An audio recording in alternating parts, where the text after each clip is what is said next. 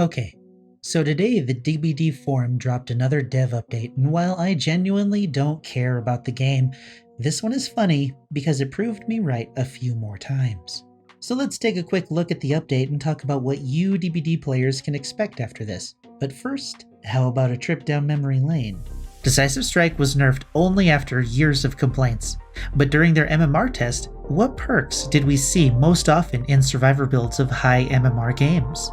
DS unbreakable, DS unbreakable, DS unbreakable, object, DS. There was 4 unbreakables, there was 4 DSs, there was 2 dead hards, a life. Everyone had self-care, which is quite unusual. These are the matches you have to look forward to. It's going to be a very dark period of time, but let me hook you up with some hope. If I'm right about the result of the MMR system going live, then it's going to be much easier for the devs to highlight problem perks and mechanics and change them to make the matches feel more fair for everyone. But here's the problem. Everyone is going to have to endure sweat match after sweat match until the devs gather enough data to make those changes. How long do you think that'll take? How many matches did you play during the test until you quit or you realized you weren't having fun? The MMR system is absolutely necessary in order for the devs to be able to balance the game properly, but players who have grown used to the way the game is played and how they play might not be willing to stick around when that system changes their gaming experiences. I've talked about balance, MMR, perks, core mechanics, and everything in between over the years, and every time I'm usually right, or mostly right. MMR won't kill Dead by Daylight, and it'll only drive better balanced decisions, but it's going to be a painful era that no one will truly enjoy while they're in it. Let's pretend that the maximum MMR any Hag player can possibly achieve is 5,000. The Clown, as an example, can be 900, and Spirit can be 6,500, while a solo survivor's MMR cap can be around 5,000, and the Sweaty Swift's cap could be 9,001. If the MMR system works right and matches players according to similar MMR, then the average solo survivor is going to see more Hags than Clowns or Spirits. This is because their own MMR score would prevent them from being matched up against a good Spirit player. Now, you know those sweaty 9k Swift groups that like to dominate killers? Their queue times are going to skyrocket, and the quality of killers they face are going to become very stale. As their queue times get longer, they finally get paired up with that 5k Hag player and easily dominate them.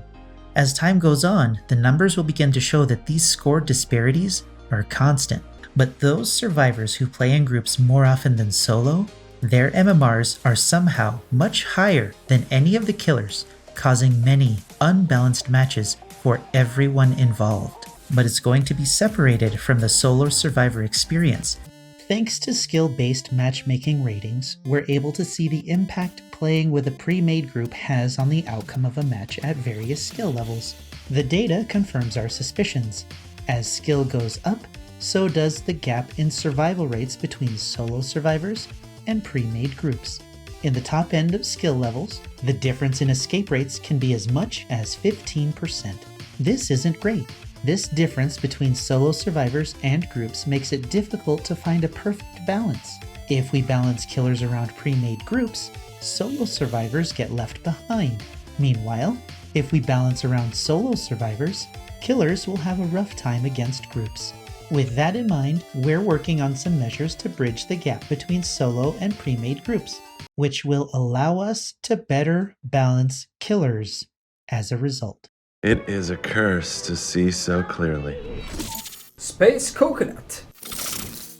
Now that they've reached the point where the matchmaking has actually given them the data to back up everything we've been saying for years, things might actually start moving a little quicker and in the right direction. Unfortunately for them, it literally doesn't matter unless they can take care of the apparently massive hacker problem they have in the game. I don't know how widespread it is, but we know it opens up streamers to be swatted and harassed. That alone should be enough for them to take a very hard and immediate look at the cause. The fact that nothing has been acknowledged in their dev update is a bit worrisome to me. Keeping their player base safe should be the very first thing they fix. The appearance that they're not is a very bad look. Setting hackers and safety issues aside, let's get back to the update. Here's what I think you can expect in the coming months. With their matchmaking system giving them the data to back up what we've been saying for years and their chronic need for the data, things might move a little more swiftly. They're already making more tweaks to make the system more accurate for their purposes and hopefully making the matches feel better as a result. But if we're being honest, it's not the matchmaking's fault you're dealing with sweaty matches all the time. That's just a result of their poor balance choices since the release in 2016. By making the system work better, the data they get is going to help them make better balance decisions, in theory. This is behavior, after all, and everyone should know by now how well they execute good ideas. And speaking of good ideas, it would seem that they're taking ideas from other places that aren't simply money grabs. In case you didn't know, Alma was able to play VHS and played for like 1 or 2 days. I of course don't know for sure, but I'd be willing to bet money that the inspiration to provide solo survivors insight into the activities of the other survivors might have come from the system that's available in VHS. This of course isn't really a big deal by itself, and is only one small part of a larger problem for solo queue players. But simply by considering this addition, the Dead by Daylight devs come closer to realizing the true competitive nature of Dead by Daylight, whether they like it or not. In the dev update, they mentioned they wouldn't go so far as to allow solos to know the exact locations of the other teammates, which I think is another nod to how VHS used that system to help their own balance goals. Since each map in Dead by Daylight is random to a certain degree, having a system that could track and relay survivor locations might be more difficult than it is for the static maps in VHS. But the fact that this was even mentioned in the dev update reflects how closely they're watching VHS. The VHS haters like to say that it's going to end up forgotten like other entries into the genre, but how many of those entries have had a mechanic so closely replicated for consideration in Dead by Daylight?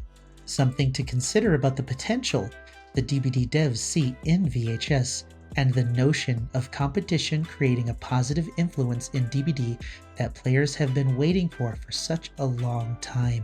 Anyway, these potential future changes for the solo survivor experience are probably going to be tested in the beta tab later on if the beta tab tests are successful with the wiggle change and the toggleable interactions, which is an amazing idea. They take the most mindless activity to be done in a match and make it even easier by removing the requirement to hold a button.